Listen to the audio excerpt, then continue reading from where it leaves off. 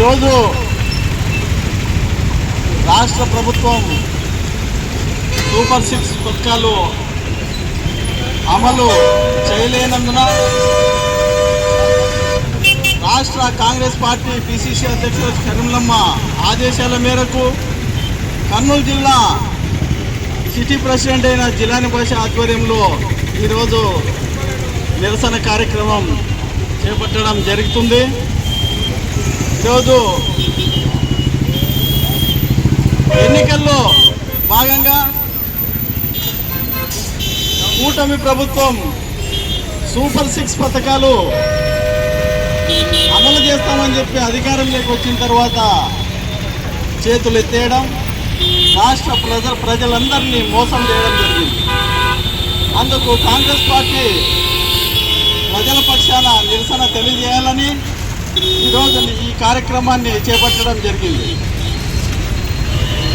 తల్లికి వందనం అని చెప్పి రాష్ట్ర ప్రజలందరినీ నమ్మించి ఎంత మంచి పేరు పెట్టాడు తల్లికి వందనం అని. ఈరోజు 2 నెలల్లో స్కూలు సమ్మర్ హాలిడేస్ వస్తున్నాయి, కానీ ఇంతవరకు తల్లికి వందనం అనే పథకాన్ని అమలు చేయలేకపోతున్నాడు చంద్రబాబు నాయుడు గారు. అదేవిధంగా రైతన్నలకు రైతు భరోసా కింద 20,000 రూపాయలు ఇస్తానని చెప్పి మోసం చేశాడు రైతన్నలని. నిరుద్యోగ యువత తమ్ముళ్ళను కూడా నిరుద్యోగ వృత్తి ఇవ్వకుండా తమ్ముళ్ళను కూడా మోసం చేయడం జరిగింది. అదేవిధంగా మహిళలను బస్సు ఎక్కిస్తాను, ఉచిత బస్సు అని చెప్పి మహిళలను కూడా అక్కలను కూడా మోసం చేయడం. అదేవిధంగా ప్రతి ఇంటిలో మహిళకు 1,500 రూపాయలు ఇస్తానని చెప్పి వాళ్ళను కూడా చెల్లెమ్మను కూడా మోసం చేశారు.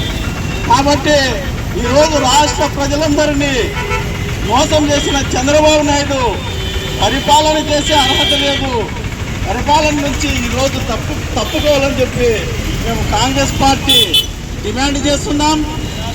ఈ అవకాశాన్ని కల్పించిన వారికి ధన్యవాదాలు తెలియజేస్తూ ఎన్నికలలో ఇన్ఛార్జ్ అయినటువంటి కాసిం వలి గారు మాట్లాడవలసిందిగా